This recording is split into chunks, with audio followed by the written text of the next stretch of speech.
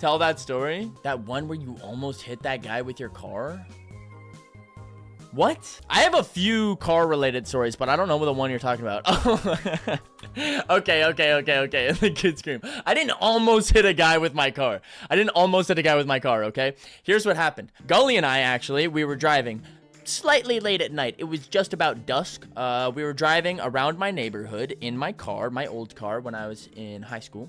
I don't think we were going anywhere in particular. Maybe we were going to my friend's house, but we were driving down a sort of like side road, like a suburban road where you're not meant to go very fast. And I wasn't going very fast. For the record, I was going 20 miles per hour, which is the speed limit. Maybe I was going 25. I don't know, but I was not going as Gully. I was not going that fast.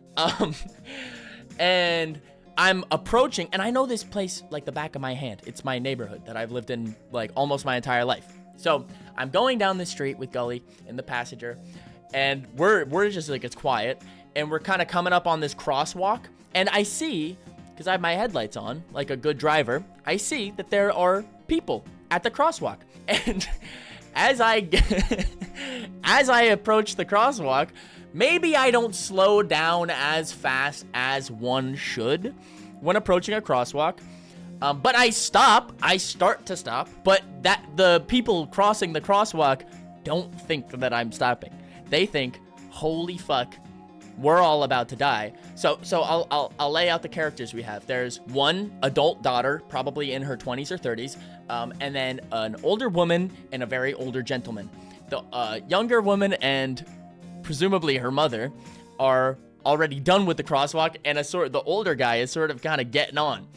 As I'm approaching the crosswalk, I'm like slowing down, but they think I'm about to hit their father. This girl goes, in the most blood-curdling scream I've ever heard in my life, she goes, "Dad!" And I'm like, the car is stopped by this point that she yells that. And I'm sitting there, like with my fucking dick in my hand, it's like, we're just looking at these people, and because like the dad starts to like pick up the pace, like he was about to die. He thought he was about to die. He wasn't. There's also, I have another good story. Pork might not want me telling the story, but this is a shorter story. But one time, me and like 6 of my friends went to go to like the sandwich shop during the week for lunch. We were just chilling. There wasn't much happening. We get our sandwiches. We go back to the car. It's all very low key.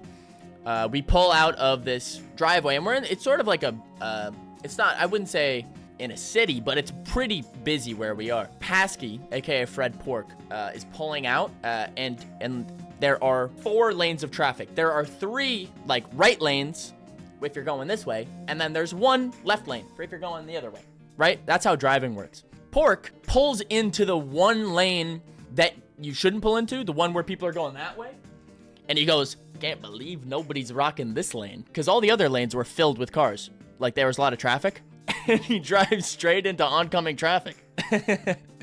Thankfully, nobody was coming, and it was fine. But we were all so not aware of what was happening that we didn't even say anything. If a car hit us, it would have just been curtains. So he's just like, oh, and then he just he takes the turn, and then we're fine. He's like, he's back into the lane that he's supposed to be in. How is this funny? You guys are going to die? Because he said, "Can't believe nobody's rocking this lane." When he was obviously pulling into oncoming traffic. Like, that's funny.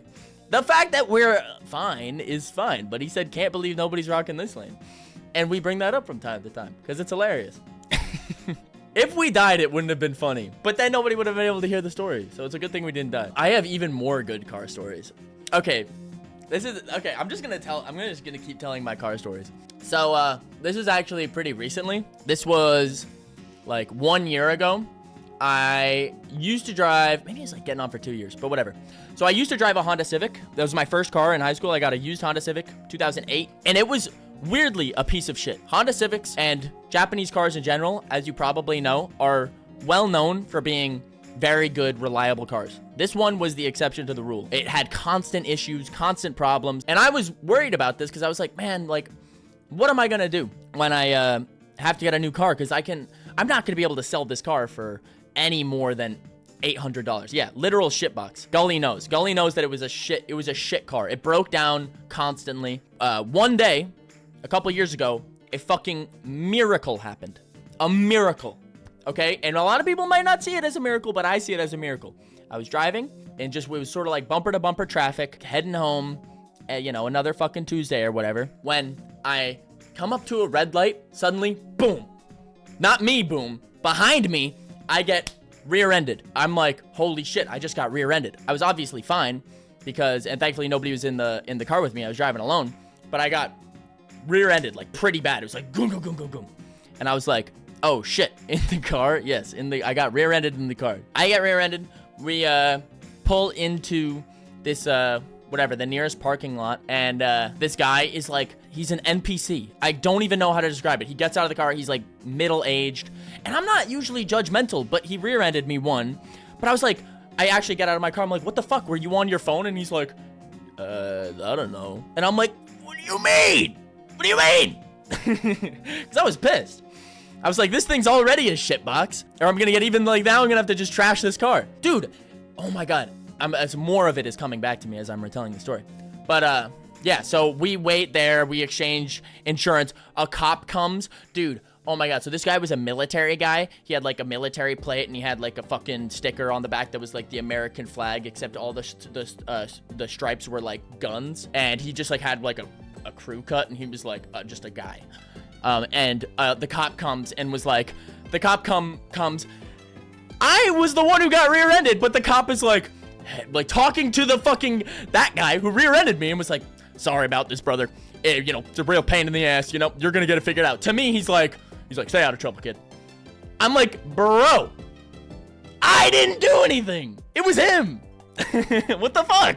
I was being the good driver. He rear-ended me. Yeah, so I felt a little hard done by, and I was like, man, that's so shitty that I got rear-ended. My car was like, his car was in bad shape. I'm not gonna lie. He was like, his headlight was all like, drooping out like a fucking eyeball on like a little tether. His grill was all mangled. My car was like super dented. The trunk was dented shut, so I couldn't open it. But I like drove home. I was like, man, fuck. Like, the car was still drivable, but I was like, man, fuck. Like, this car is worthless now. This sucks. But then I was talking to people, and they're like, yo, this is probably considered a totaled car.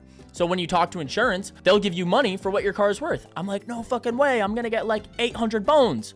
That's rad. So I had this whole back and forth with the insurance company where I was like, it was impossible. But I was like, for months, I was back and forth about like my car, like whether or not it was totaled. They finally like sent some guy to come look at me, or come look at my car to inspect it. He pulls up. It was like this whole fucking 2-month ordeal. He shows up and just goes, yep, it's totaled. He just looks at the car and goes, it's totaled. I'm like, fucking, you couldn't tell that from a picture? So they're like, yeah, we're gonna take the car away and pay you. And I'm like, let's go. I think what happened was I found out that when my car got taken away, a couple days later, I was carless and I didn't have a rental. But then I got the best phone call of all time where they told me, one, that I was gonna get a rental car and I like would have it for a week and then I could just go get a new car. And two, guess how much money they paid me? I thought I was gonna get $800 for my shitty car that was worth nothing. They gave me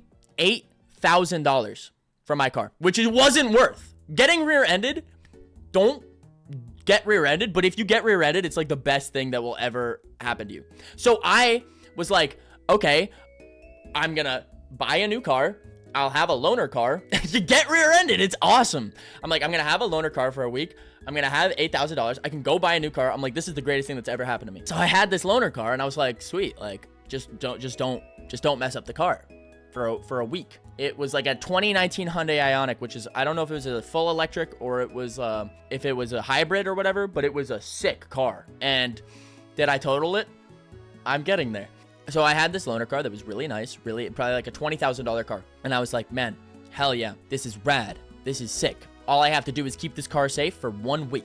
Flash forward like 5 days, or fast forward 5 days. I've been keeping it nice and clean. I've been staying out of trouble. I've just been driving around the neighborhood, driving it, wherever. Not really going too far, not going too fast. Until one day, Pasky and I are driving down by like the docks in our town because we live in a seaside town. And maybe we were going swimming or something. It was during the summer. And the way this dock place works is that I'm not trying to make excuses, but the parking lot it's close quarters, kind of. It's close quarters. So as I'm pulling out, this car, it has a backup camera, but I'm not used to a backup camera. So I've never had a car with a backup camera. You're probably thinking, oh, you don't have to get used to a backup camera. It actually is just easier. It's just an easier version of what you're doing already. Yeah, but it was kind of weird. So Paskey goes, oh, Bence, look at that car over there. There's a little dog in it. I was like, no way. There's a little dog in that car? Let me check it out. So I look in like my rearview mirror. I look in the other mirror. I look behind me. I can't really tell where this little dog is, but I gotta get my eyes on this thing, of course, right? So I back up a little bit. I'm like, I still can't see him. I can't see the little dog. I can't see this little guy you're talking about. I keep backing up, and I'm like sort of confused because I'm like looking at the backup camera, but I'm also looking behind me, and I'm also trying to look for this dog, and I'm like kind of overwhelmed. And no, the dog was in the car. I didn't run over the dog. And I'm like starting to see, I'm like, oh, I think I see the dog. Gadunk. I back this rental car that I've only had for 5 days into another car parked there. And by the time I back into this guy, I can see the dog, and I'm like, oh, that's a cute dog. So I'm like, fuck. Everything was going great. This sucks. I get out of the car. I take a look. There is on the bumper, the whole bumper's perfect, right? Except for just a perfect fucking dent right in the corner. A perfect dent from this. Thankfully, I hit like this industrial ass truck that you only find in America, like a Ram, fuck you Ram, tiny penis Ram truck that's like huge, and I hit it and it was like think. So like that truck was fine.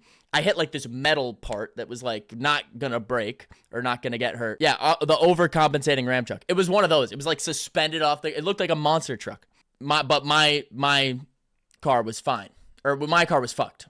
And so then I was like, I literally, like a Looney Tunes character, went to the hardware store and bought a plunger because I was panicking. And I was like, I think maybe a plunger I could plunge this out. That didn't work. That didn't work even a little bit. It was like, didn't fucking one fit, and two, even when I did get some suction, nothing happened. I ended up talking to my dad, and I was like, Dad, listen, here's what happened. I fucked up this car. Can you help me? And he's like, yeah. He's like, did you try plunging it out? I'm like, yeah. But he's like, okay, maybe we can use like a heat gun. And he's a real handy guy, okay? He's a handy guy for a living. So he was like, let's use a heat gun and we can maybe make it hot and then mold it back. And I'm like, swag. So we did that for a while. We did kind of fix it, but it wasn't perfect. It was like back to slightly normal, but it wasn't fixed. Like it was still very noticeable that I backed into something, but we were like, fuck it. Like car's loan time is up. It's been a week. I have to return it now. I was like, let's just pray for the best. So we brought it to the place and we were just like, yeah, fucking, there's a bump on it. And they were like, oh, that's fine. We were like, what? Like, yeah, a bump? Okay. And I was like, what, do you guys not have to deal with it or something? Like, is it on Hyundai? I didn't say this, but I thought this. And what I said was, okay, cool. And I left. Why'd you even say anything? Because I don't want them to find it later and then, like, charge for the bump. But everything was fine anyway, so we're chilling. And then I got a Toyota RAV4 2010, and she's been treating me really well ever since. Tell us a piss-related story. I actually have a piss-related story.